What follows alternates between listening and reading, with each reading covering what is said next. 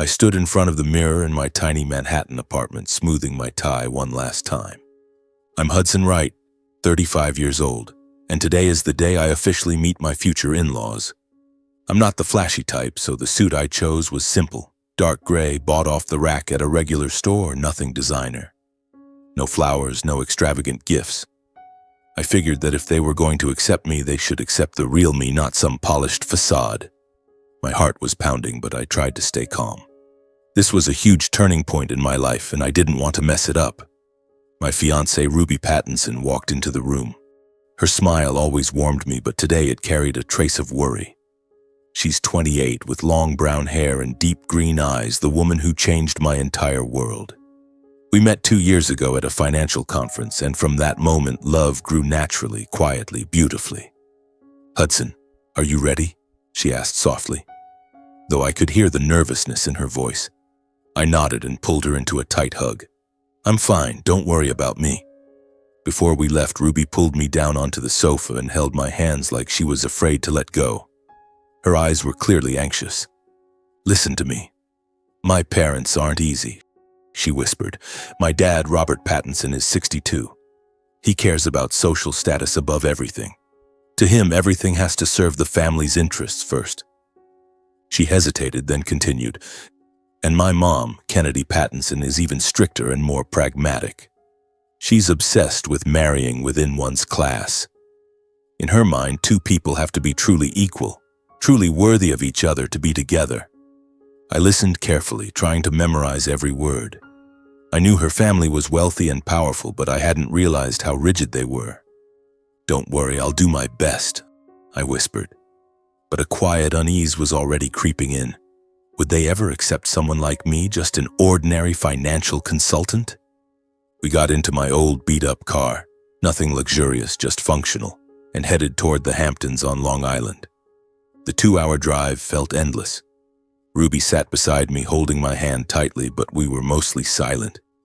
I tried to stay relaxed, told a few light work stories, but my mind was racing. "Do you think they'll like me?" I asked half-jokingly. Ruby gave a weak smile. "I hope so. But even if they don't, we still have each other." Her words comforted me, but the dark cloud of worry hung over us. When we turned onto the private road leading to the Pattinson estate, I was stunned. The grounds were immense, manicured trees, a sparkling pool, and a gleaming white mansion that looked like a palace. This was the world of the ultra-wealthy, a world I, a middle-class guy, had never belonged to. We parked, and Mr. and Mrs. Pattinson came out to greet us. They were impeccably dressed, Robert tall and imposing in an expensive suit, Kennedy elegant in a long dress. But their smiles were formal, cold, no warmth at all for a man meeting his future in-laws. "Hello, you must be Hudson," Robert said, shaking my hand mechanically. Kennedy only nodded, her eyes scanning me from head to toe. We stepped inside, and dinner began. The dining room was enormous, a long table covered in pristine white linen, silver cutlery gleaming. I sat beside Ruby, forcing a smile. But from the very first questions, Robert went on the attack. "What do you do for a living, Hudson?" he asked, tone flat but probing. "I'm a financial consultant, sir. I work for a small firm in Manhattan." Robert raised an eyebrow and smirked. "Financial consultant? Sounds nice, but is it really enough to step into our family? We need people with real standing, real influence." My chest tightened. His words hit like a punch, but I stayed polite and nodded. Kennedy was even more cutting. She eyed my suit, then asked about my background. "Where did you grow up? What do your parents do?" I gave a brief, honest answer. "Ordinary office worker parents, nothing wealthy."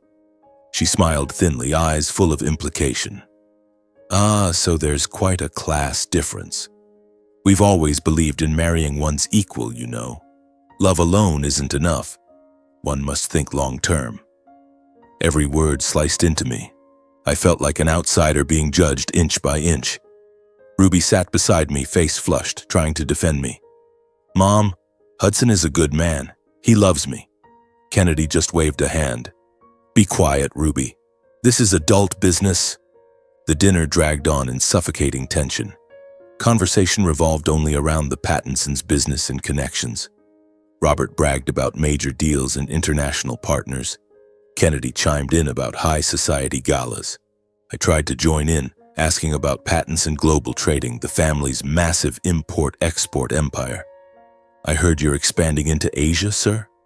My question was ignored. Robert immediately turned to talking about the son of a wealthy friend.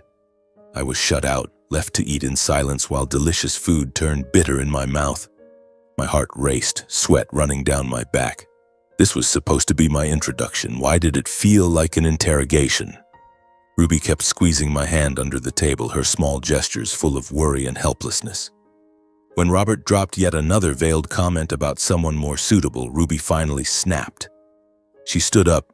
"Dad, why are you talking like that? Hudson is my choice." The room went dead silent for a moment. Robert's brow furrowed, his stern gaze sweeping over her. "Sit down, Ruby. Don't make this worse." Her attempts to defend me floated away like smoke. I felt completely powerless under their cold stares, yet I forced a smile so Ruby wouldn't worry more. The atmosphere was unbearable, and just when I thought I couldn't take another second, the dining room doors opened. A young man walked in, confident and impeccably dressed in a perfectly tailored suit. He carried the aura of someone born into power, slicked back hair, smug smile. My stomach dropped. Who was this? Robert and Kennedy's faces instantly transformed from cold to delighted. "Kyson, you made it," Robert exclaimed, standing to shake hands. Kennedy beamed. "Come in, dear, we were waiting for you." Kyson Witherspoon, 37, heir to the Witherspoon Group and International Logistics and Shipping Empire, longtime partners of the Pattinsons. I knew the name from Ruby, but I never expected him here. Kyson greeted them warmly like family. "Uncle Robert, Aunt Kennedy, sorry I'm late." Work was crazy. His voice was smooth, dripping with confidence. When his eyes flicked to me, there was no curiosity, no friendliness, just a quick, dismissive appraisal. The look of someone far above looking down. But when he looked at Ruby, the coldness melted into obvious possessiveness, as if she had always belonged to him. Ruby went pale and gripped my hand harder. Kennedy immediately pulled Ruby to her feet. "Ruby, come sit next to Kyson so you two can catch up." She deliberately rearranged the seating, pushing me to the far end of the table. I felt slapped in the face, but I couldn't react. Kyson sat beside Ruby without hesitation. "Ruby, it's been too long. How have you been?" he asked sweetly, completely ignoring me. Ruby answered curtly, eyes pleading toward me. From that moment, the entire dinner revolved around Kyson.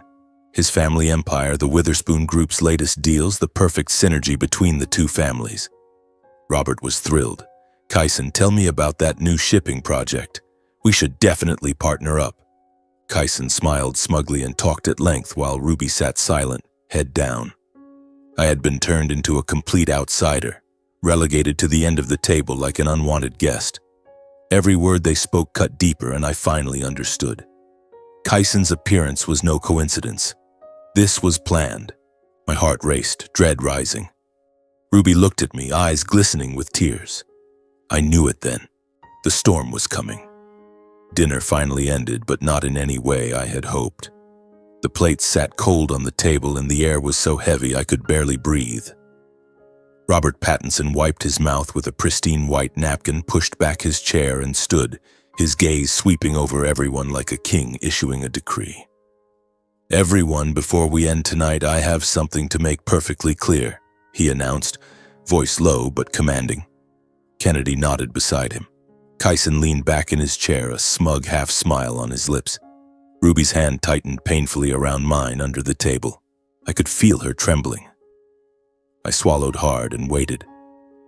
Robert looked straight into my eyes without blinking.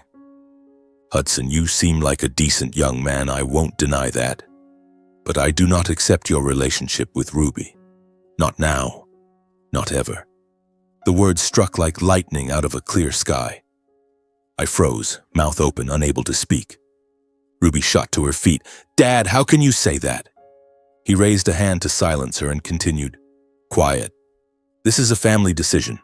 Ruby has been promised in marriage for a long time, to serve the alliance between our two conglomerates. The man chosen for her is Kyson Witherspoon."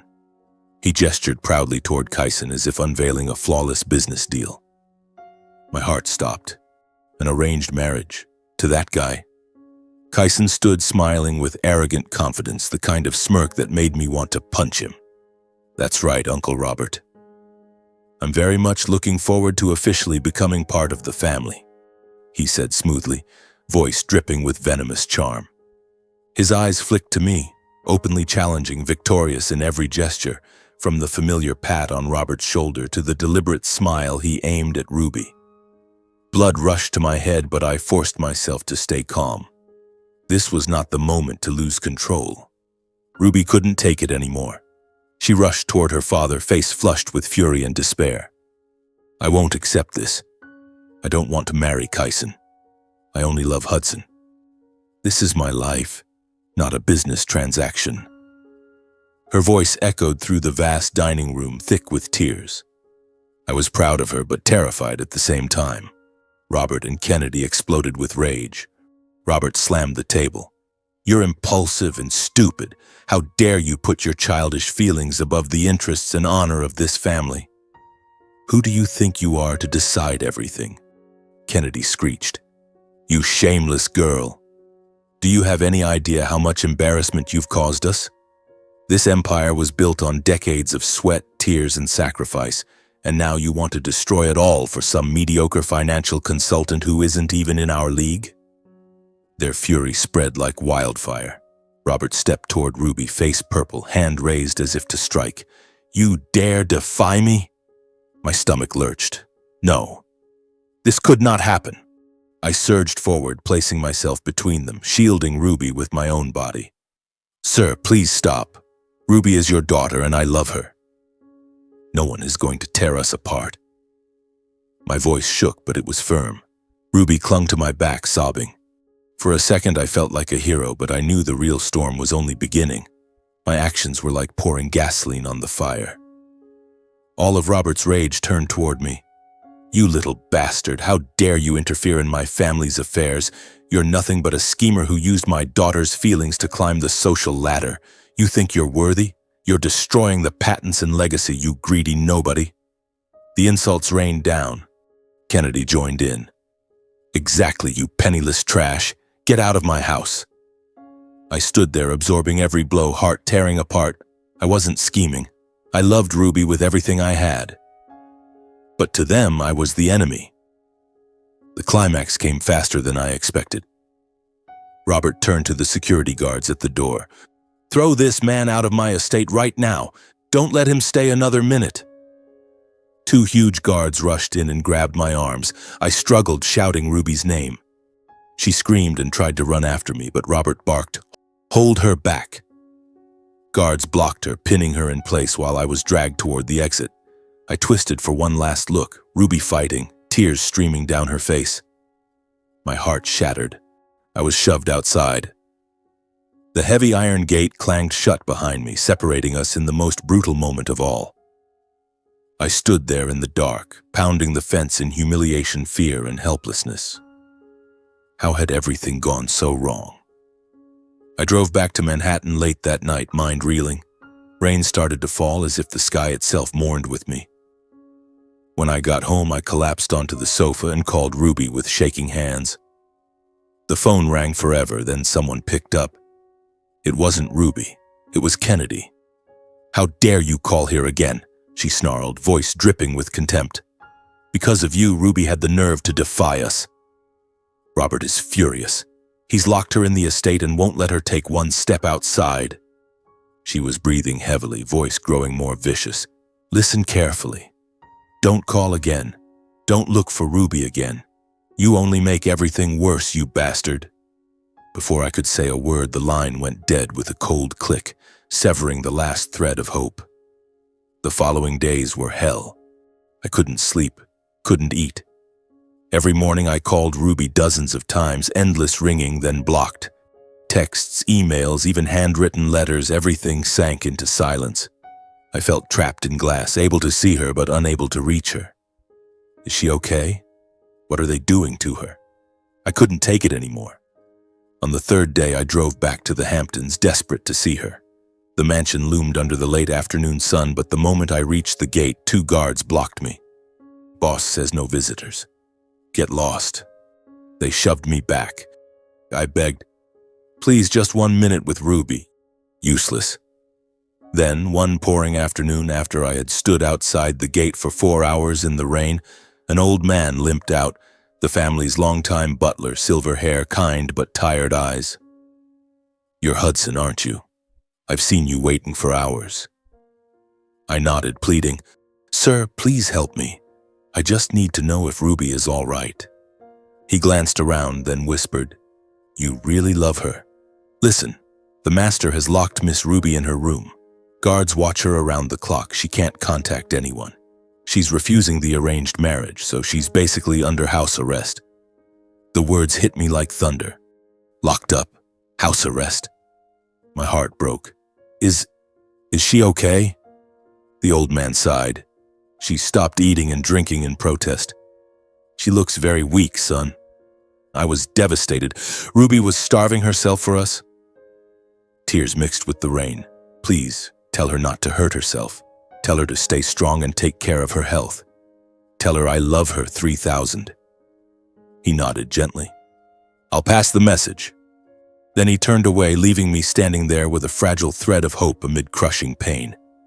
Every time the phone rang, I lunged for it, praying it was her, but it never was. I thought about our future. Could we overcome this? Or was this the end? The tension rose, the suspense unbearable, waiting for a miracle. But deep inside I knew the real fight had only just begun. That night, after receiving the message from the old butler, I dragged myself back to my modest apartment in Manhattan. Body utterly exhausted, but mind spinning without pause. I collapsed onto the sofa and stared out the window at the city lights twinkling like fake stars. Rain was still pattering outside, mingling with the constant honking from the street below. Every time I thought of Ruby locked in her room, refusing food and water in protest, my heart ached. She was sacrificing herself for us, for our love. And me? I was sitting here, powerless, doing nothing. One thought kept gnawing at me. Should I finally reveal the truth about who I really am? The truth that no one, not even Ruby, knows. I lit a cigarette, an old ugly habit I only allow myself when I'm under unbearable stress, and took a deep drag, trying to organize my thoughts. Would revealing my real identity save her? Or would it only make everything worse? The truth is, I'm not just an ordinary financial consultant like everyone believes. I own and run Right Capital Partners, a highly respected international investment fund based in New York. My fund manages hundreds of millions of dollars for major global investors, Silicon Valley tech billionaires, European pension funds, sovereign wealth players. My personal monthly income regularly exceeds $50,000, sometimes doubles or triples when big deals close. I have real standing in the financial world. I'm quietly invited to the closed-door conferences where decisions that move entire economies are made, yet no one knows. I keep it completely hidden. I live so modestly it's almost bizarre compared to my peers. My apartment is a simple place in the East Village with old furniture. I have no luxury car, no flashy watches. I dress plainly, take the subway, and avoid every form of ostentation. Why? Because I despise that glittering world. I grew up in a middle-class family, watched my parents work themselves to the bone for a decent life, and I learned that money isn't everything. It can buy power, but it can't buy authenticity. I stubbed out the cigarette, stood up, and paced the room, torn by conflicting emotions. If I revealed everything now, Robert Pattinson would almost certainly change his tune. He worships status and family advantage, and I have more than enough of both. But then what? What would Ruby think? She fell in love with the real me. Or would she feel I had deceived her all along? I remembered our first meeting like a slow-motion film reel. It was 2 years ago at an institutional investment conference in Midtown Manhattan. The hall was packed with expensive suits and talk of stocks and bonds. I sat in the back row, trying not to stand out, even though my fund was managing a massive Asian allocation at the time. Ruby took the microphone during Q&A to ask about long-term investment risk. She looked gentle, long brown hair, warm smile, but her question was razor-sharp and intelligent. The entire room went quiet. "Sir, how do you balance profit with ethical investing?" she asked, and I was instantly captivated. She was dressed simply, no flashy jewelry, but I knew from the program that she was the daughter of Robert Pattinson, the import-export titan who controlled Pattinson Global Trading, a multi-billion-dollar empire spanning Asia to Europe. I had studied his company for years through my fund's research. Yet when I approached her afterward for coffee, I revealed nothing. We started with a simple cup at a nearby cafe. "Your question today was brilliant. It's what made me notice you from the very first second," I told her. She laughed softly. "Thank you. I was just curious." From that moment, everything grew naturally. I kept my real life completely hidden. To Ruby, I was just an ordinary financial consultant working at a small firm, earning just enough to get by. I wanted it that way. I wanted to be loved for who I am, not for money or status. I was afraid that if she knew, everything would change, that our relationship would become tainted by the same transactional world her family lived in. Our love deepened through simple dates, walks in Brooklyn parks, hot dogs from street carts, late-night talks in tiny cafes. We shared real things. I told her about my suburban New York childhood and how my parents taught me the value of honest work. She opened up about the pressure of always having to be perfect to uphold the family name. Those honest conversations brought us closer in the most genuine way. One rainy evening, she hugged me tightly and said, "You're so different from everyone I've ever met. You're one of the few people who lives true to himself." In that moment, I almost told her everything, but I stayed silent. I was terrified of losing the purity we had. Our love grew until one spring evening under blooming cherry trees in Central Park, we secretly got engaged. No diamond ring, just a private promise. "I choose to love you for the rest of my life, not for status, only for who you are." We hadn't told either family yet. I didn't want a spectacle, and Ruby was afraid of her parents' reaction. Now, with our love torn apart by force, I felt more trapped than ever. I lay on the bed staring at the ceiling, mind in chaos. If I revealed my true identity now, I could probably negotiate with Robert using pure financial power. My fund could invest in Pattinson Global Trading and create the exact alliance he dreamed of. But then what? Would Ruby forgive the deception? Or would she think I was no different from Kyson, someone who buys love with money? My heart pounded as I wrestled with the decision that could change everything. The days that followed were a living nightmare. I tried every possible way to reach Ruby, but nothing worked. I called from unknown numbers, sent anonymous emails, even paid a florist to deliver flowers to the estate in the hope of slipping in a note. Nothing got past the Pattinson family's ironclad security. Every time I drove to the Hamptons just to be stopped at the gate, another cut was carved into my heart. The old butler, reluctant ally of mine, the butler, occasionally slipped me a message. "The young miss is still holding on, but the master is watching her very closely." Those words were drops of water in the desert, yet nowhere near enough to quench the fear burning inside me. I wandered Manhattan for hours under the rain, mind spinning with plans. Should I hire a lawyer? Report the confinement to the police? Then I laughed bitterly at myself. The Pattinsons had their own lawyers and connections in high places. To them, I was just an ordinary nobody, even though the truth was the opposite. The tension built. Every night I lay awake, heart racing, waiting for a miracle that never came. Then one morning, while I was sitting in my usual cafe near the office, idly scrolling my phone to kill time, the news hit me like a nightmare made real. Breaking alert on every screen. Lavish wedding of the decade. Pattinson and Witherspoon families seal alliance through marriage. Every outlet was flooded with photos. Kyson grinning triumphantly beside Robert and Ruby. Oh God, Ruby in a dazzling evening gown, smile stiff and hollow. I went numb. My hand shook so violently the coffee cup tipped and spilled everywhere. The headline named Ruby and Kyson as the couple. The last fragile threads of hope, The secret messages, the dreams of reunion, shattered like glass. I couldn't speak. The noisy cafe faded to silence. I stumbled outside, gasping for air, trying to hold back the pain ripping through my chest. Was this real? Ruby, had you given up? I couldn't wait another second. I jumped in the car and drove like a madman to the Hamptons, mind in chaos. The 2-hour drive felt eternal, every mile another question. Why are you doing this? Have you stopped believing in us? When I reached the estate, I pounded on the gate, shouting, "Ruby, come out and talk to me!" Guards rushed forward, but this time Kennedy appeared at the entrance, cold as an ice queen in her silk robe, hair perfectly pinned, eyes full of contempt. "What are you doing here? Haven't you caused enough trouble?" she snapped. I was panting. "Ma'am, the wedding news. Is it true? Where is Ruby right now?" She gave a scornful laugh. "Of course it's true. Ruby has come to her senses and accepted reality. She wants to end everything with you completely. Stop bothering her." I shook my head frantically.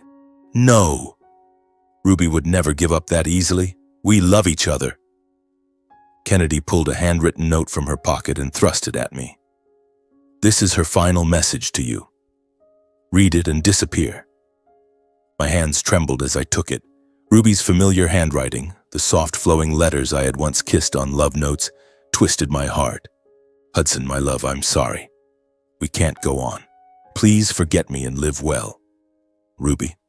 Just a few short lines, yet they extinguished every last spark of hope.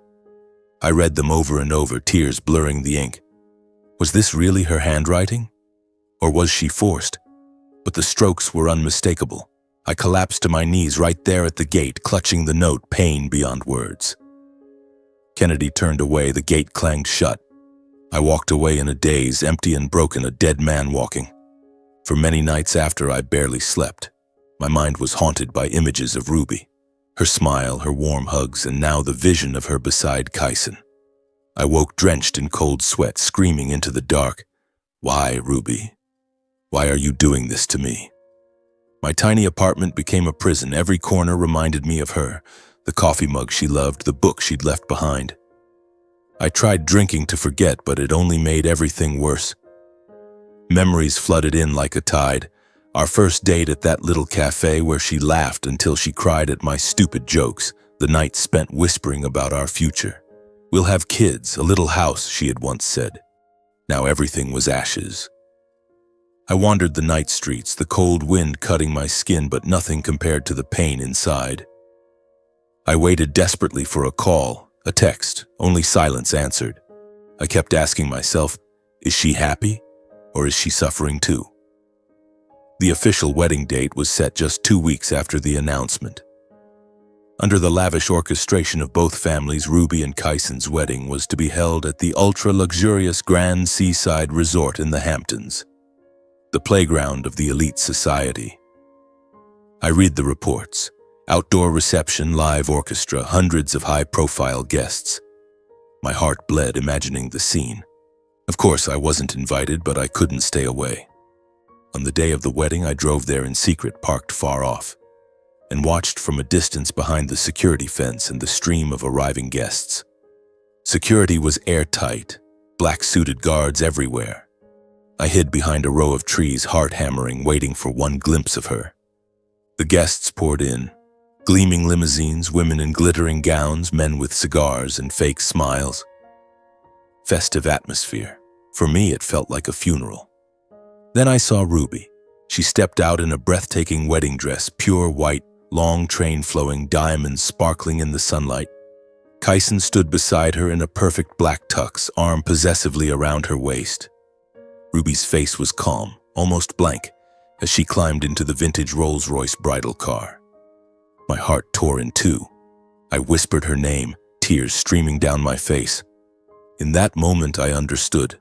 Our love had been officially buried. The car rolled away amid applause. I turned, ran back to my own car, and vomited from sheer agony.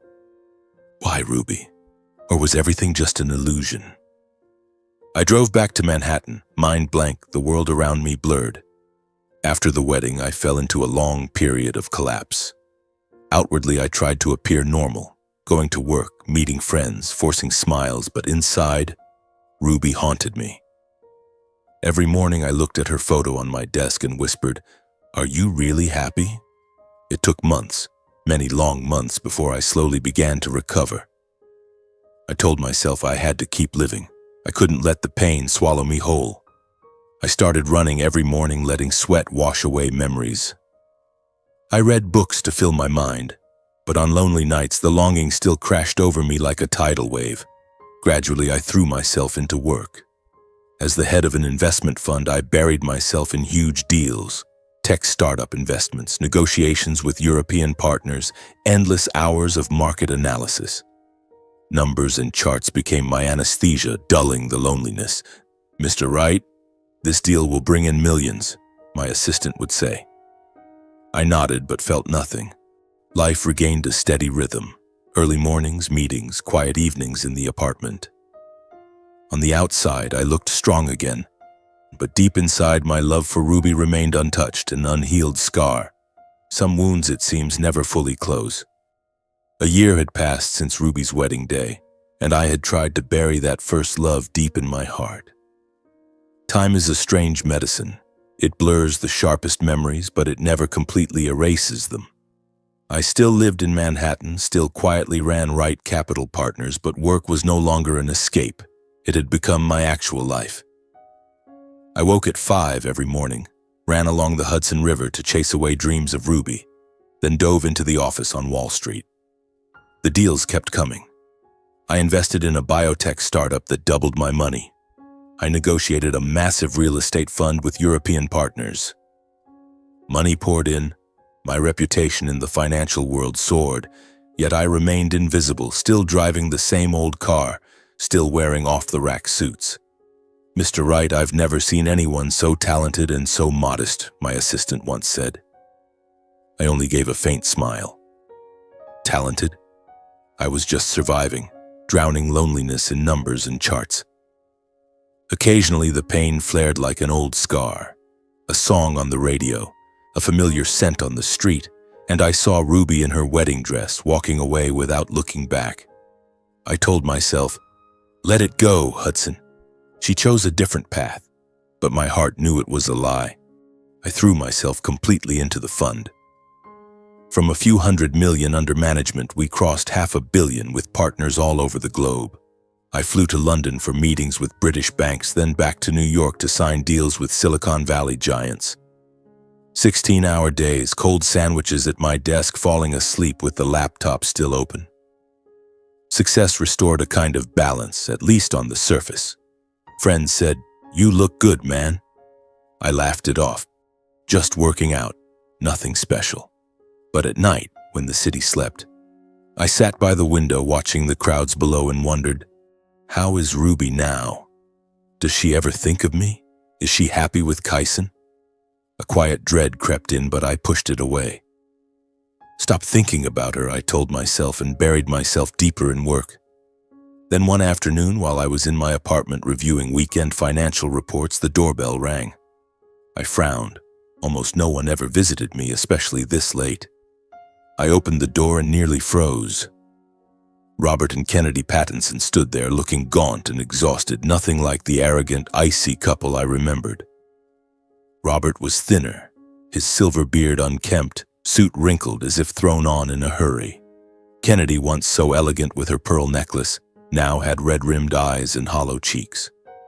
They looked like ghosts from the past, stripped of all their former authority. My heart pounded. Why were they here? Was something wrong with Ruby? I tried to stay calm, but my voice shook slightly. What brings you here? They looked at me with pleading, almost timid eyes, so different from the contempt I once knew. Robert spoke first, voice hoarse. "Hudson, we need to talk privately. Please let us in." Kennedy nodded, clutching her handbag as if afraid to let go. I stood stunned for a second, memories of that humiliating dinner flooding back. The insults, the ejection. But then I stepped aside and let them in, the silence heavy as a courtroom. We sat on the sofa. The air was thick. I poured water with slightly trembling hands. "Have some water. Now, Tell me. I'm listening. Robert took a deep breath and began recounting everything that had happened in the year since Ruby's arranged marriage. His voice wavered. The once confident tycoon was gone. Hudson, you can't imagine. At first, after the wedding, everything looked perfect from the outside. Pattinson Global Trading and Witherspoon Group joined forces. Huge contracts rolled in. Asian shipping routes, cross-border logistics, millions flowing every month. He sighed heavily, eyes downcast, all hardness vanished. I really believed I had done the right thing, that sacrificing Ruby's happiness was the price to protect the family empire. Kennedy continued, choking up, eyes red. We thought it was the perfect alliance. Kyson said all the right things, made big promises. For a while it really did look good, at least on the surface. Then Robert's face darkened, but it was all a setup from the beginning. Kyson and his family had been planting people inside our company, heads of finance, logistics directors. Step by step, he took control of key departments and redirected information to his side. I listened, pulse quickening.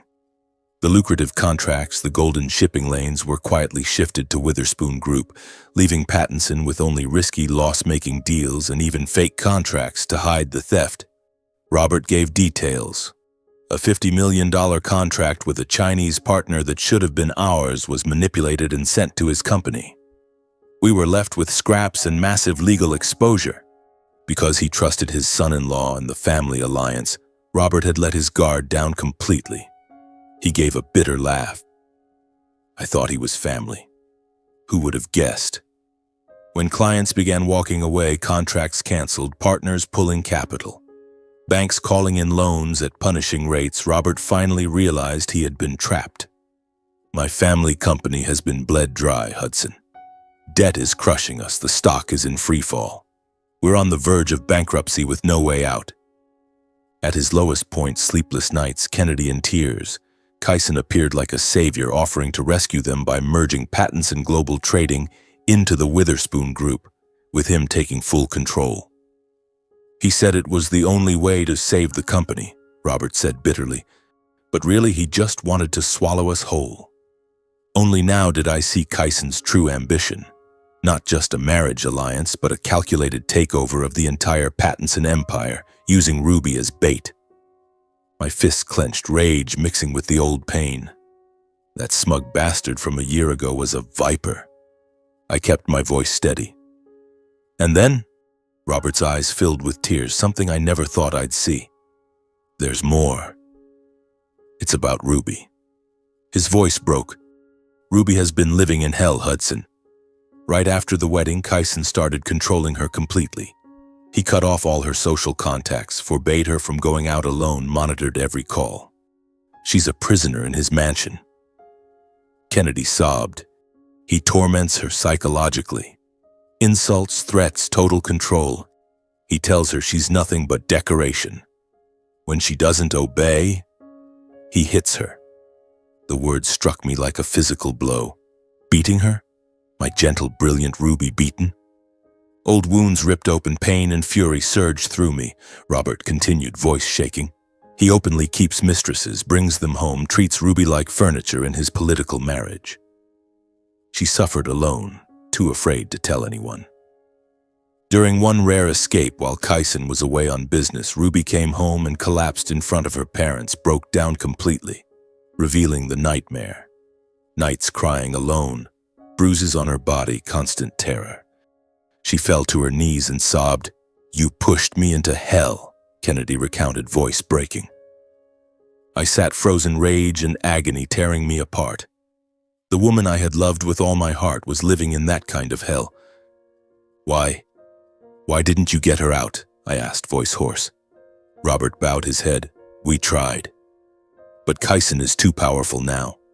And with the company about to collapse..." He looked up at me, eyes pleading. "Hudson, you are our last hope." The tension spiked like a bomb about to explode. My heart raced, old love and new fury colliding. What would happen next? I took a deep breath, waiting. I sat in complete silence as they told the entire story. From the expressions on their faces to the tremor in their voices, I could tell Robert and Kennedy Pattinson were not lying. Every ounce of suffering and desperation was real. Robert's hands shook as he described the manipulated contracts. Kennedy kept wiping away tears when she spoke of Ruby. The air in my small apartment felt so thick I could hardly breathe, as though the past had rushed back in and was strangling the present. I sat motionless on the sofa, knuckles white around the water glass, absorbing every detail. I had already heard whispers about Pattinson Global Trading's decline through the financial reports my fund analyzed and the rumors circulating on Wall Street. I had assumed it was a temporary downturn, but I never imagined the company was teetering on the edge of bankruptcy. Robert spoke of sleepless nights staring at blood-red balance sheets. Kennedy wept over the future of their dynasty.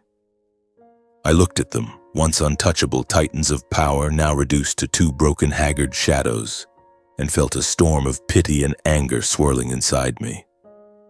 After a long pause, when Robert stopped to catch his breath, I asked directly, voice calm but probing, "Sir, ma'am, I understand everything you've told me, but why come to me? In your eyes, I'm just an ordinary financial consultant, someone with no ability to pull the Pattinson empire out of this crisis, right?" I stared straight into their eyes, waiting. My heart pounded. I knew the answer would change everything. Robert and Kennedy exchanged a glance. Robert cleared his throat, voice pleading, "Hudson, you're not the man we thought you were. Recently, quite by accident, we learned your real identity in the investment world," Kennedy added, voice trembling. "We heard from an old business contact. You run a major fund, right? Capital Partners, isn't that right? You manage hundreds of millions of dollars with ties to the biggest investors on the planet. You have the financial strength and the network to save our company." The words exploded in my head like a bomb. They knew. I had hidden that identity for years, lived modestly to avoid prying eyes, and now the very people who once despised me had uncovered it. I sat motionless, trying to process. Robert continued, voice heavy with open desperation. "Hudson, we truly have no other way out. We beg you, please inject capital to save Pattinson Global Trading. Only you can restructure the company, pull us back from the brink, bring in new partners." His voice cracked at the end. "But more important than anything, please save Ruby. She's slowly dying in that hellish marriage. We're powerless against Kyson." Kennedy nodded silently, tears streaming down her cheeks, voice shaking with hopelessness. "You're the only one who can do this, Hudson. For Ruby, and for everything we've lost. Please." Hearing this, every memory of that humiliating dinner flooded back. The vast dining room in the Hamptons, Robert's sneer when he asked about my job, Kennedy's judgmental stare at my cheap suit, and then Kyson walking in, turning me into a nobody. The insults, schemer, social climber, still cut like knives whenever I remembered them. Anger flared inside me, hot and fierce, yet my face remained ice cold. I refused to show weakness in front of them. "Sir, ma'am," I said slowly, every word sharp and deliberate, "it was you who insulted me, who looked down on me because of so-called class differences. You used your power to force us apart, had me thrown out of your estate like trash." I paused, eyes locked on theirs. "And now, when your company is collapsing and your daughter is living in hell, you come begging me for help? Isn't that a little absurd?" I took a deep breath and continued, voice low with bitterness. "And Ruby. She accepted that marriage. She wrote that goodbye letter in her own hand. So why are you suddenly putting all the responsibility on me? To you, what am I exactly? The man you once despised, or just a tool to save yourselves?" My words cut like blades. Robert and Kennedy could no longer keep their composure. Their faces went pale, and then, in a moment that stunned me, both of them dropped to their knees in front of me. Robert Pattinson, the once mighty tycoon, knelt on my floor, head bowed.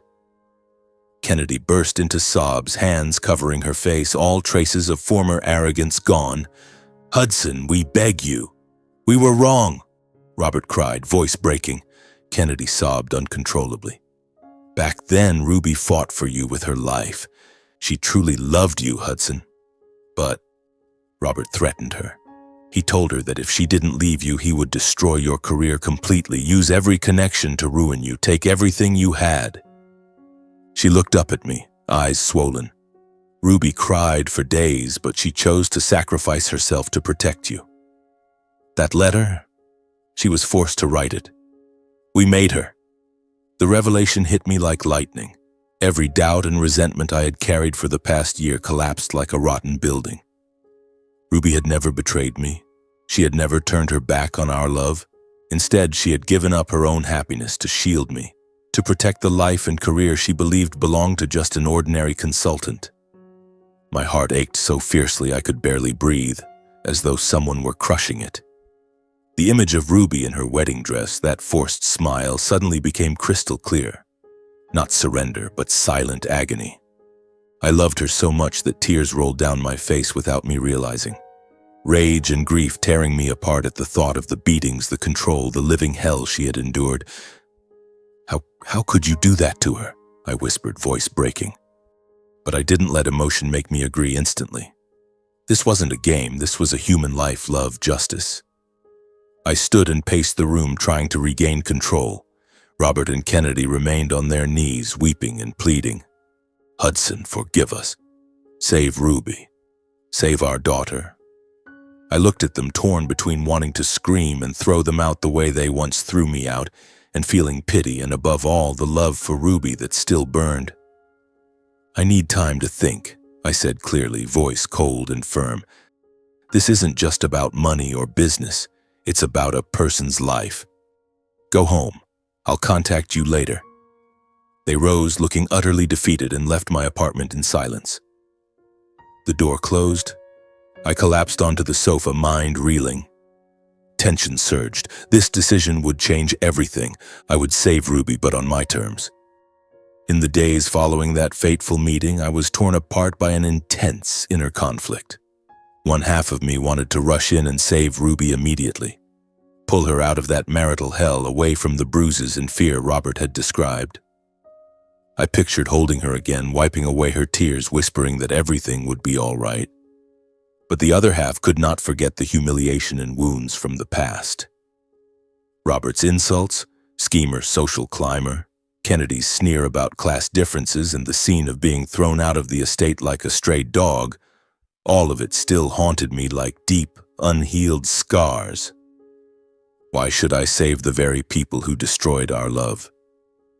Didn't they deserve this?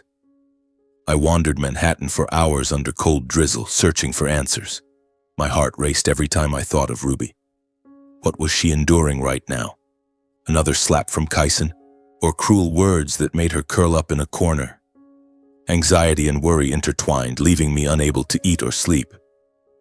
I wrestled endlessly between the mind of a businessman and the heart of a man who had once loved deeply. As a businessman, I recognized a golden opportunity. Invest in patents and global trading at its lowest point, take a large stake, restructure it, and reap enormous profits. My fund had more than enough capital and connections. I had done it with countless other companies. But my heart saw something else. This wasn't just a deal, this was Ruby. The woman who had sacrificed everything for me, who had endured hell to protect the ordinary financial consultant she thought I was. I remembered nights lying beside her while she whispered, "You are my everything." Where was she now? I sat in my Wall Street office, staring at the crowds below, mind in turmoil. The sleepless nights stretched on. I stayed up drinking black coffee, poring over Pattinson's financial reports for weaknesses, then slamming the laptop shut and clutching my head in pain. What should I do? I asked myself, heart pounding. The tension rose whenever I imagined confronting Kyson, how that smug bastard would fall. But if I failed, I would lose everything and Ruby would remain trapped. After many sleepless nights, as dawn crept through my apartment window, I finally made my decision. I would help, but on my terms. Not out of pity, but justice. I called Robert, voice calm. "Meet me at the cafe near my office.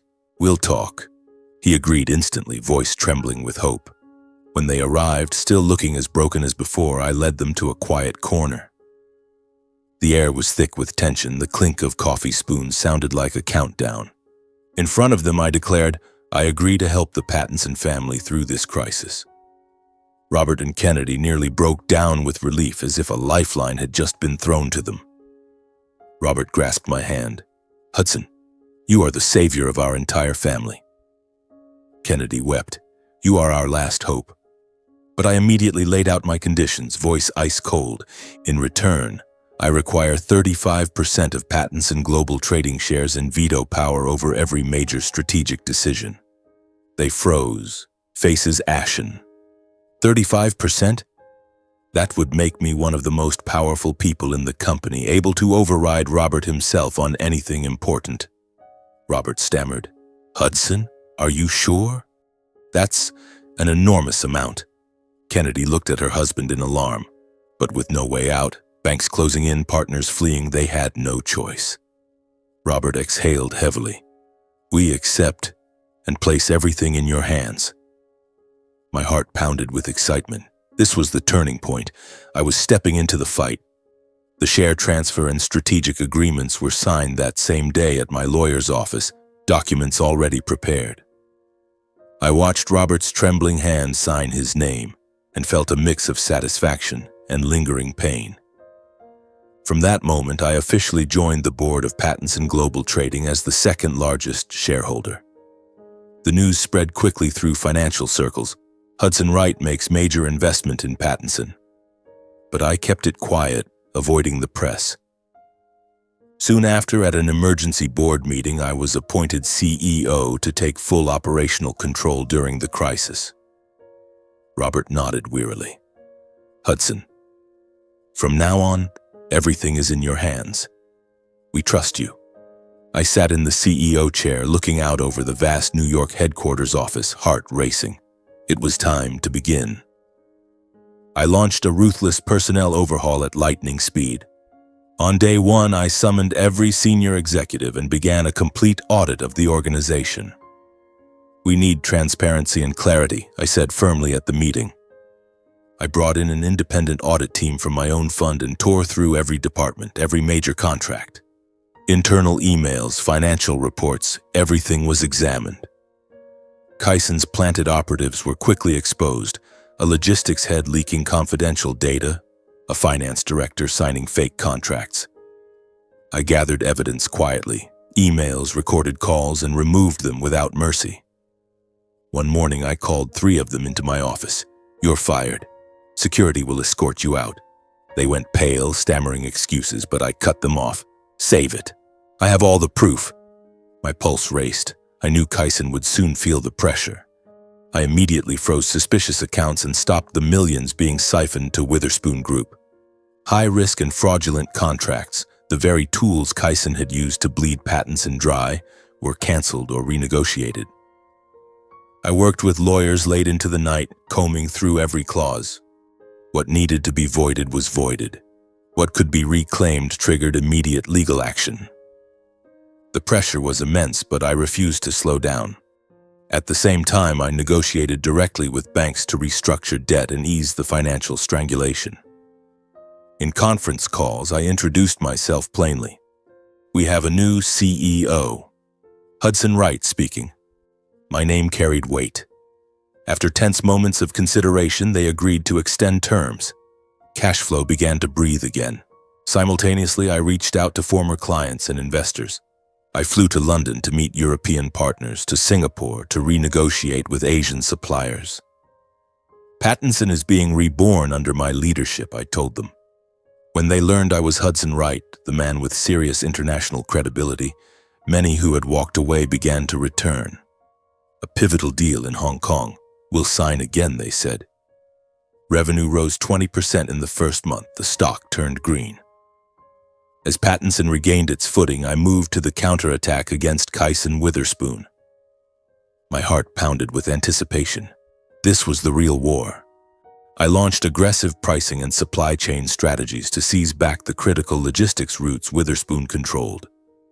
I slashed rates 15% on Asia-US shipping lanes using my fund's network to secure cheaper sources. Clients began switching. Your service is better. At the same time, I leveraged my global investor network to lock in exclusive contracts for Pattinson. One by one, Witherspoon's core revenue streams were cut off.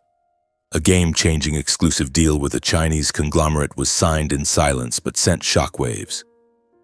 Soon afterward, Witherspoon officially lost tens of millions in annual revenue.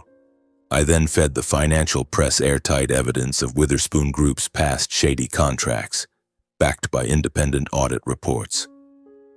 Violations were exposed to the public. A wave of suspicion swept the market. Regulators moved fast. The SEC opened a formal investigation and banks immediately tightened credit to Witherspoon. In a short time, Kyson's financial empire began to crack at its foundation. Under crushing financial pressure and severe reputational damage, the company fell into internal chaos. Senior staff resigned in droves. The stock plunged over 40% in weeks.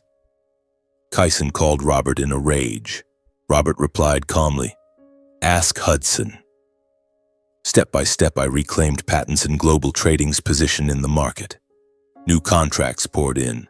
Cash flow surged, credibility soared, and the company grew stronger than ever. Ruby's family was in awe of my ability and resolve, yet they carried deep remorse for their past sins. Robert said many times, "You really are extraordinary, Hudson. We were so wrong to judge you by appearances." Kennedy looked at me with guilt. "Thank you for everything." But I kept my distance. Forgiveness would not come easily. My heart still ached when I thought of Ruby. How was she? The anticipation of seeing her again kept my pulse racing. I knew the fight was not over yet.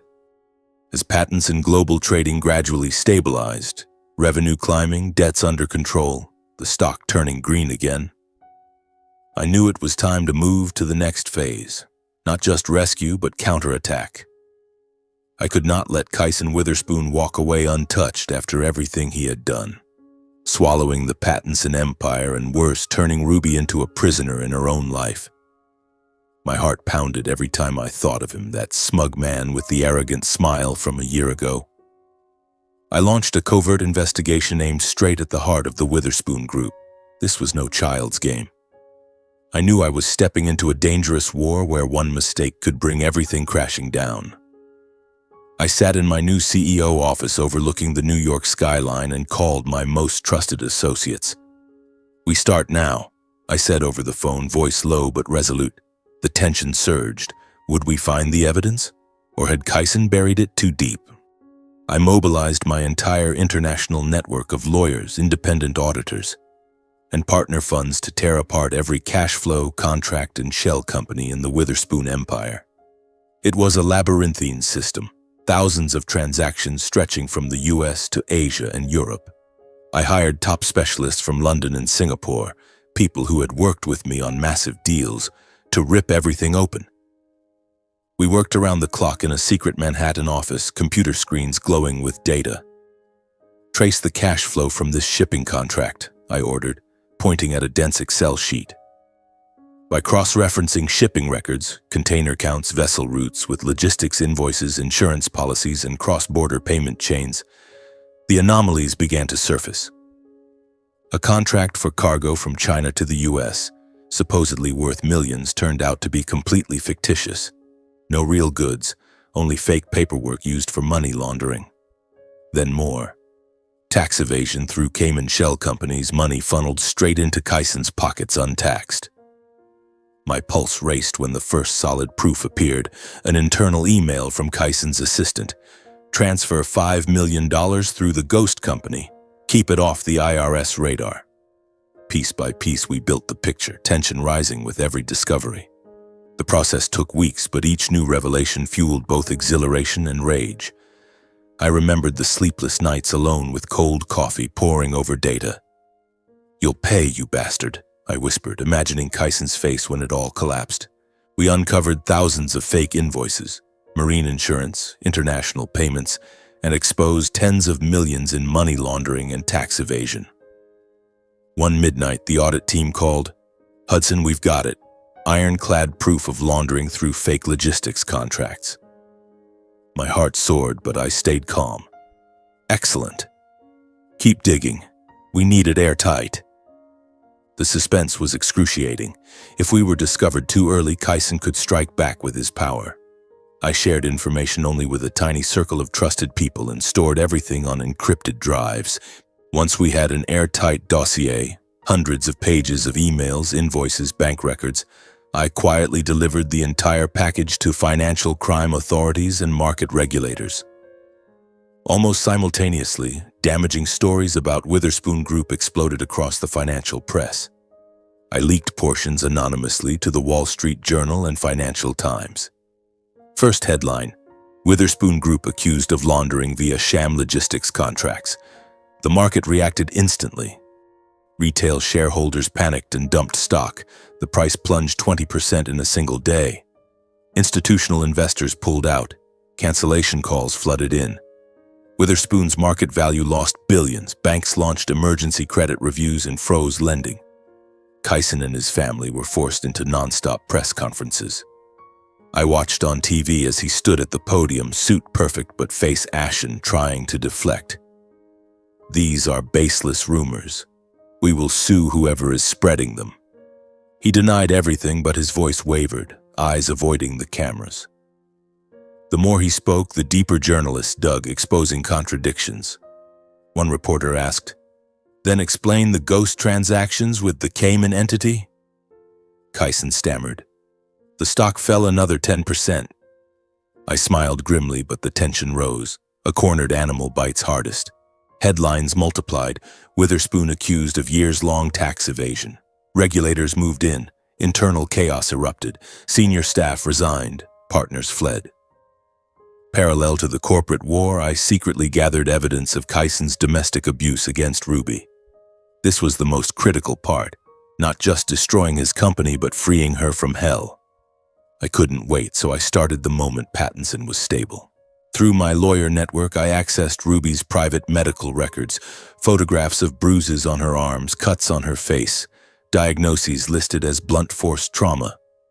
My heart broke seeing those images, my gentle Ruby eyes swollen in the hospital photos. Tears rolled down my face. The suspense was unbearable. Would this be enough for a court? I hired a top-tier New York private investigation firm, discreet surveillance specialists, to track Kyson's daily life. They documented his open affairs, photos of him embracing a young woman at upscale bars, nights coming home late ignoring Ruby. Reports confirmed. Subject maintains strict control over wife, no outside contact, phone monitoring. I approached former household staff with offers of protection and generous payment. After hesitation, several agreed to testify about the beatings. One maid said, "I heard screams from the bedroom, then saw bruises on Madam. Sir said she fell." Those words cut like knives. All evidence, medical photos, surveillance footage, sworn statements, was compiled, vetted by the best lawyers, and handed to the family attorney to file for divorce and domestic violence charges. When the dossier was complete, Ruby officially filed for divorce from Kyson. My heart raced. The suspense was unbearable as we awaited the court's response. Kyson, as expected, struck back viciously. He went public, smearing my name, accusing me of having an affair with Ruby from the beginning and orchestrating a conspiracy to destroy him and his company. At a press conference, he declared, "Hudson Wright not only had an illicit relationship with my wife long ago, but is using money and hidden connections to manipulate the market and launch a deliberate campaign to ruin me and Witherspoon Group." The media frenzy exploded. Pattinson CEO accused of affair with rival's estranged wife. For a short, brutal period, I became the prime target, threatening emails, slander flooding social media. My pulse hammered. The suspense was excruciating. This was his final, desperate blow. I had to fight on both the business and legal fronts alone, staying silent in public and letting the lawyers handle every document. "Don't say a word. Let the evidence speak," my counsel advised. I sat in my office watching the news, cold sweat on my forehead. The tension was unbearable. Would the courts believe us? Or would Kyson turn the tables? Those were days of constant dread, like a cornered animal waiting for the final blow. Every morning, the moment I opened my eyes, I rushed to check my email. Dozens of anonymous threats. Touch Kyson again and you're dead. The financial press dug into my past, hunting for any stain they could find. I knew Kyson was behind it all. He was paying off journalists and spreading rumors to shift attention from his own crimes. I stayed silent as my lawyers advised, but inside I was burning. Work at Pattinson continued, meetings, contracts, but my mind was always in the courtroom. How was Ruby holding up? Could she endure the pressure? My heart ached. The suspense was unbearable as I waited for the trial day when the truth would either be revealed or everything would collapse. The divorce trial unfolded in a suffocating atmosphere of direct confrontation. The courthouse in downtown New York, an old imposing building with echoing marble corridors, felt like a war drum with every footstep. I sat in the back row trying to stay unseen, but my heart pounded like thunder when Ruby walked in. She was thinner, brown hair tied back simply, face pale, yet those green eyes still held strength. Kyson sat on the opposite side, black suit immaculate, expression icy, but I noticed his clenched fists and the sweat on his forehead. The lawyers clashed fiercely. His side tried to paint Ruby as a disgruntled wife manipulated by Hudson Wright. Then Ruby was called to the stand. She spoke of the suffocating control, phone monitoring, friends cut off, forbidden to leave the house alone. She described the verbal abuse, the beatings when she resisted, the bruises she hid under long sleeves. The entire courtroom fell silent. I sat in the back, heart twisting with every word, tears rolling down my face unnoticed. One question consumed me. Would her truth be enough to sway the judge? Medical reports were presented, photos of purple bruises on her arms, cuts on her cheek. Our lawyers played a secretly recorded audio from a former staff member, Kyson's voice snarling, "Shut your mouth or I'll beat you to death." Testimony followed from maids and security guards. I saw Madam crying with fresh bruises. Faced with this airtight evidence, Kyson's defenses crumbled. He stammered, "It was an accident, she fell." But the judge's expression was one of clear disbelief. The trial lasted 3 grueling days. His lawyers kept trying to flip the narrative, accusing me of interfering in the marriage. But the evidence was overwhelming. Finally, the judge struck the gavel. The marriage between the parties is hereby dissolved. Mrs. Ruby Pattinson is restored to full personal freedom. Ruby sobbed in her seat. Kyson slammed the table in fury. The court simultaneously forwarded the entire domestic violence file to criminal prosecutors for further action. My heart raced with joy and suspense. Ruby was free. But the war was not over. At the same time, authorities officially opened a full investigation into Witherspoon Group's financial crimes. I had handed over the dossier long ago, and now it bore fruit. Accounts were frozen overnight, tens of millions locked down, triggering panic inside Witherspoon. Senior executives were hauled in for questioning. Kyson's own assistant broke under pressure and confessed to the fake transactions. I followed it all from a distance through the news. SEC launches probe into Witherspoon money laundering. Kyson fought back with top lawyers, but the evidence was ironclad. After 2 months of intense raids and interrogations, the verdict came. Kyson and key associates were indicted and convicted on charges of money laundering, tax evasion, and contract fraud. The criminal trial was swift. The mountain of proof, emails, fake invoices, witness testimony was insurmountable. Kyson was sentenced to prison. I watched on TV as his once smug face turned ashen, all arrogance gone. Witherspoon Group lost all market trust. Shareholders dumped stock, credit lines vanished, major contracts were canceled. Partners fled. We don't do business with criminals.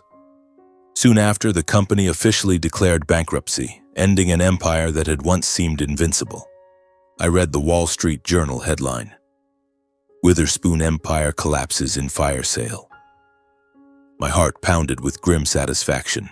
He had lost everything just as he had tried to take everything from Pattinson. I sat in my office overlooking the city and exhaled. But the victory felt incomplete because my thoughts were with Ruby. How much had she suffered because of him? After overcoming the crisis and crushing Witherspoon Group, Pattinson Global Trading recovered strongly and began steady growth under my direct leadership. I worked relentlessly. New logistics routes, exclusive Asian partnerships, technology investments to optimize the supply chain. Revenue jumped 50% in the first quarter. The stock hit record highs. Employees admired me. Boss Hudson saved the company, and I held weekly meetings, motivated the teams, but my heart was always with Ruby. The suspense remained. How was she? Why hadn't she reached out? Robert and Kennedy repeatedly sought me out to apologize, acknowledging their past mistakes and expressing deep remorse for using their power to tear Ruby and me apart. One afternoon in my office, Robert entered, voice trembling. "Hudson, we were wrong. We were blinded by family interests and pushed Ruby into hell. Please forgive us." Kennedy wept. "We regret it so much. She sacrificed everything for you and we destroyed it all." I listened, emotions mixed.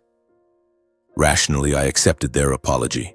Time had softened the sharpest hatred, but the wounds from that humiliating dinner and the forged goodbye letter still lingered, so I kept a certain distance. No warm embraces, no easy familiarity. Our relationship with Ruby's parents evolved into one of professional respect. Board meetings, strategy discussions, but never true closeness. Robert respected my decisions as an equal partner, no longer giving orders. Kennedy sent thank you gifts, but I accepted them politely without great warmth. I knew they carried guilt. Robert often looked at me with remorse during meetings, but the past could not be erased overnight. The suspense continued. Had they really changed? As for Ruby, after escaping that hellish marriage, she carried deep shame, trauma, and guilt over everything that had happened. I heard from Robert. She doesn't want to see anyone, not even us. Ruby distanced herself from the family and chose to live quietly alone, healing in solitude, far from the glittering high-pressure world of the elite. She moved to a small house in the New York suburbs near a lake, where she could read, paint, and mend her heart. Robert said, "She wants to start over, away from business." I waited anxiously for news of her. Was she all right? Did she ever think of me? I did not push, did not try to force contact or pressure her to return. I simply watched over her from afar, arranging everything she needed to feel safe and financially secure. I hired discreet security, sent money through anonymous accounts, support from a friend so she could pay bills and live comfortably. Every act of help was silent. She never knew I was the one behind it. I followed her progress through private investigator reports, walking by the lake, reading under trees, smiling more often. My heart warmed yet ached. The love for Ruby remained untouched, hidden beneath silence and respect for her choices. She needs time to heal, I told myself, but the suspense lingered, waiting for the day she might come back. A year had passed since the day Ruby left to heal on her own, and I had learned to live with that longing as part of my life. In the early months, I buried myself in Pattinson Global Trading, new logistics routes, massive international contracts, anything to fill the emptiness inside. The company flourished, revenue soared, but every night when I returned to my apartment, I sat by the window watching New York's glittering lights and wondered, "How are you, Ruby? Are you happy?" I lived quietly, morning runs, late night reading, and silent waiting. A quiet suspense threaded every day. Will you ever come back? Or have you chosen a new life without me? I still received reports from the private investigator. She paints by the lake, her face gradually brightens, but her eyes still carry a distant sadness. My heart raced with every update, fragile hope rising, yet I dared not hope too much. Then one calm afternoon, while I was sitting in my usual cafe near the office reviewing financial reports, the door opened and Ruby walked in. My heart stopped. She was no longer the fragile, broken woman from the trial. Thin, red-eyed. She was a woman who had walked through fire and learned to stand tall again. Her long brown hair fell loose. A simple pale blue dress hugged her figure, and her smile was gentle yet steady. She looked around the cafe, then her gaze settled on me. In that instant, the world blurred. Clinking spoons, customers' chatter, everything faded. Only she and I remained. I stood, hands trembling, barely able to speak her name. She smiled, voice warm but slightly hesitant. "Hudson, it's been a long time. How have you been?" We sat. The air crackled with suspense. I looked at her, emotions flooding. She was more beautiful than ever, but her eyes still carried the scars of old wounds. "I thought I would never see you again," I whispered, heart pounding. We spent the entire afternoon speaking openly, acknowledging that we had once loved deeply, hated deeply, and hurt each other to the core. We laid everything bare, no hiding, no evasion. I confessed, voice hoarse. "I hated you for that letter. I thought you had betrayed me." Ruby cried. "I never betrayed you, Hudson. I sacrificed myself to protect you, but I hated myself for being weak, for letting Kyson control me." We admitted the wounds. I spoke of the humiliation of being thrown out of the estate, the nights wandering Manhattan. She spoke of the bruises, the nights of terror. We both understood that some scars never fully disappear. Time only softens them, reminders of hard-won lessons. The atmosphere was charged as we touched the darkest corners. We laughed through tears. That raw honesty felt like lifting a crushing weight. Instead of rushing back together as if nothing had happened, we chose to start over as two new people. The past became a lesson, not chains. We learned from our mistakes and pain to build something stronger. The meetings that followed were simple. Walks in Central Park where we once dated, quiet dinners in small restaurants, sharing our new days. No pressure, no expectations. Suspense rose with every encounter. Would she stay or walk away again? But she stayed, and love slowly bloomed again, no longer reckless. Another year passed in slow, quiet, steady companionship. We met weekly, then daily. Lakeside walks, cooking together, sharing dreams. She grew healthier, smiled more. I learned to open up, to hide nothing. When we were truly ready, after deep late-night talks, after the wounds had slowly healed, we decided to build a life together. Our wedding was intimate and warm. Nothing extravagant, no media, only the people who truly mattered. We chose a small garden in the suburbs under blooming cherry trees, the same place we had secretly gotten engaged years before. No lavish gown, no grand reception. She wore a simple white dress. I wore my familiar gray suit. Only 20 guests, friends from the fund, a few Pattinson colleagues, and family. The air was charged with emotion as we exchanged vows. "I promise to love you forever and walk with you through every storm life brings." She cried, "I promise to stay by your side for the rest of my life." Everyone applauded, but for me only she existed. My parents, who had always kept a low profile despite being quietly among the wealthiest in finance, appeared publicly for the first time to bless their son and daughter-in-law, to the astonishment of Ruby's family. My father, Thomas Wright, owner of a fund even larger than Wright Capital Partners, and my mother, Eleanor, who manages the family fortune, entered the garden dressed simply but radiating quiet authority. Robert and Kennedy stared in shock. "That's right," my father said with a smile. "Hudson has always been our greatest pride." They embraced us. "Son, after everything you've been through, you deserve this happiness." The moment was filled with wonder. Ruby's parents were stunned, but then warmth followed as both families hugged. Ruby's parents finally accepted me fully as their son-in-law. No more prejudice, no more control. As both families sat together under the trees sharing stories, old grudges and class prejudices quietly faded. No more whispers about status, only family. The suspense melted into peace.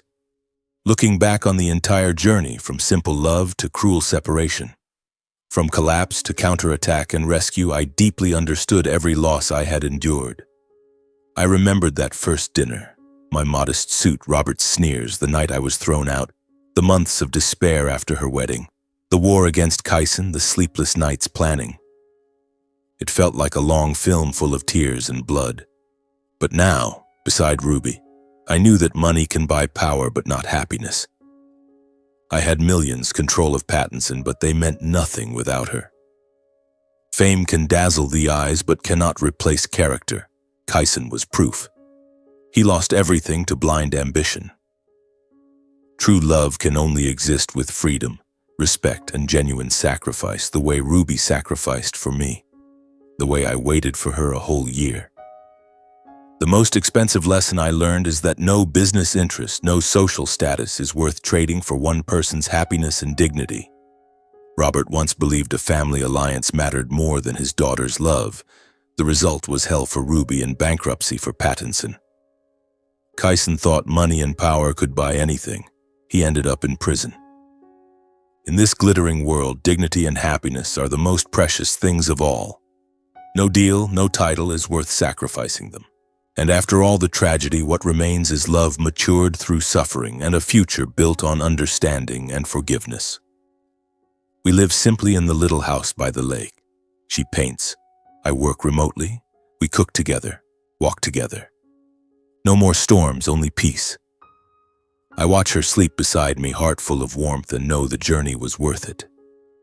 The suspense of the past has become hope for the future, a family, children one day, and love that will never die.